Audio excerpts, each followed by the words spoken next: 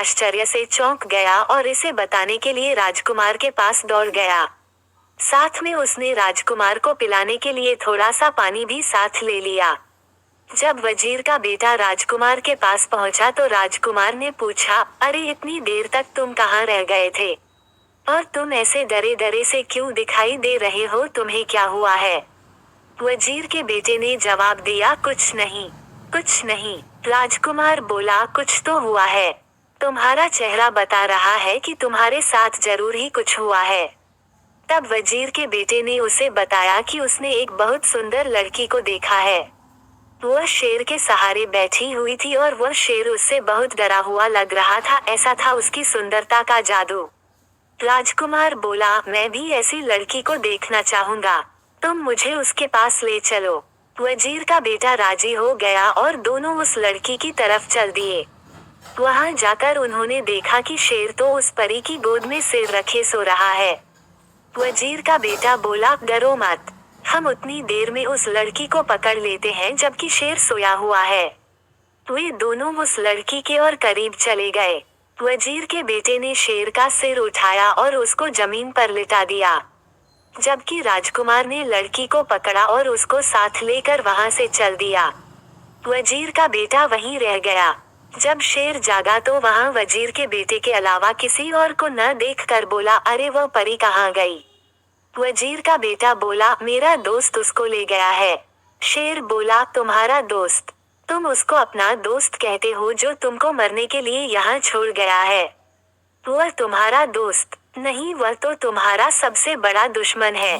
कोई सच्चा दोस्त इस तरीके से अपने दोस्त के साथ नहीं करेगा जैसा उसने तुम्हारे साथ किया है। अब मैं तुम्हें सच्चे दोस्तों की एक कहानी सुनाता हूँ। एक बार की बात है कि 3 दोस्त थे। एक राजकुमार था, एक ब्राह्मण था और एक बढ़ई था। इन तीनों के पास अपनी अपनी खास चतुराई थी। राजकुमार मुश्किल से मुश्किल और पेचीदा से पेचीदा मामलों को बहुत जल्दी सुलझा देता था।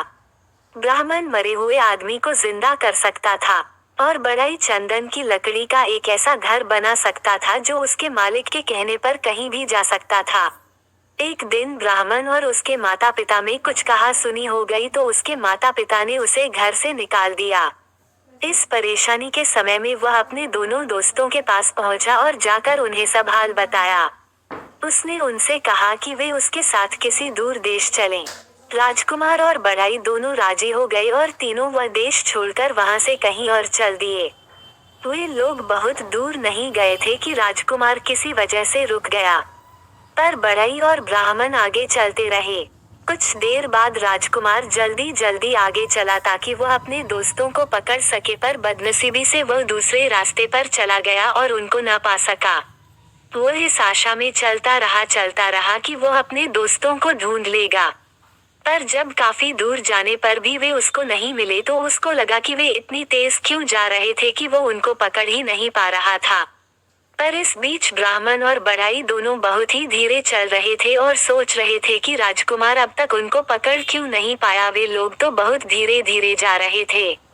आखिर यह सोचकर उन्होंने उसके आने की आशा छोड़ दी कि शायद उसको घर की याद आ रही होगी तो वह घर वापस चला गया होगा। चलते चलते राजकुमार एक बहुत बड़े मैदान में आ निकला जिसके बीच में एक बहुत बड़ी और शानदार बिल्डिंग खड़ी थी। उसने सोचा, यहाँ कौन रहता है?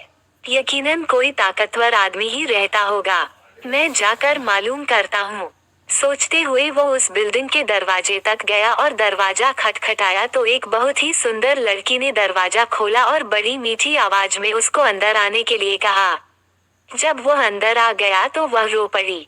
राजकुमार ने उससे उसके रोने की वजह पूछी तो वह बोली, तुम्हारी सुंदरता और तुम्हारी जवानी देखकर मुझे तुम पर दया आती है। अनजाने में ही तुम अपनी मौत के मुंह में आ फंसे हो। तुमने यहाँ आने से पहले यहाँ के बारे में जानने की कोशिश क्यों नहीं की?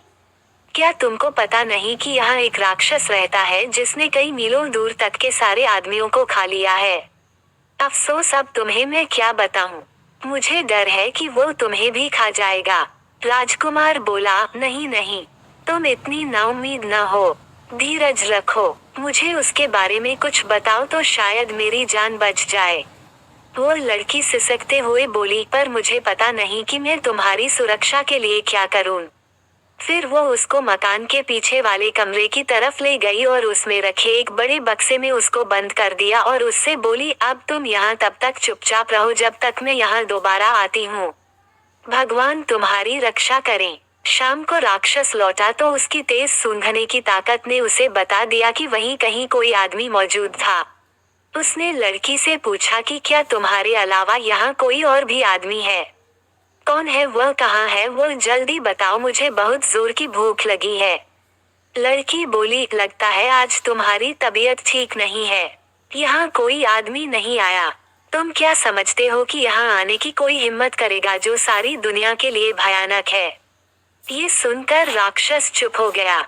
स्त्री ने देखा कि उसके शब्दों का असर उस पर हो गया है तो उसकी हिम्मत और बढ़ गई। उसको उससे मजाक